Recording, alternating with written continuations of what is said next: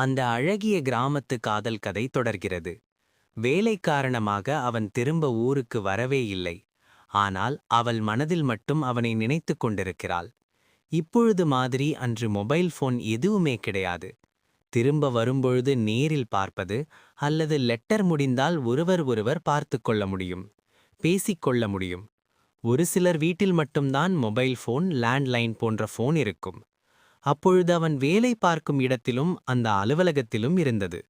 இந்த நண்பர்கள் மூலமாக, உறவினர்கள் மூலமாக அந்த நம்பரை தெரிந்து கொள்கிறேன்.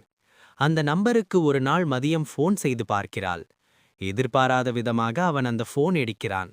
அவன் பேசிய முதல் குரல் ஹலோ என்று கேட்கிறாள். கேட்டவுடன் ஒருவித தயக்கத்துடன் என்ன பேசுவது என்று ஃபோனை கட் செய்து விடுகிறாள். அவன் மனதிலும் அந்த நினைவு இருக்குமா என்று தெரியாமல், யாரிடமும் சொல்ல முடியாமல் மனசுக்குள் ஒரு சுகமான வலியை அனுபவித்துக் கொண்டிருக்கிறாள். அந்த ஊரில் மஞ்சத்தண்ணி திருவிழா வரப்போகிறது. அவன் வருவான் என்று எதிர்பார்த்து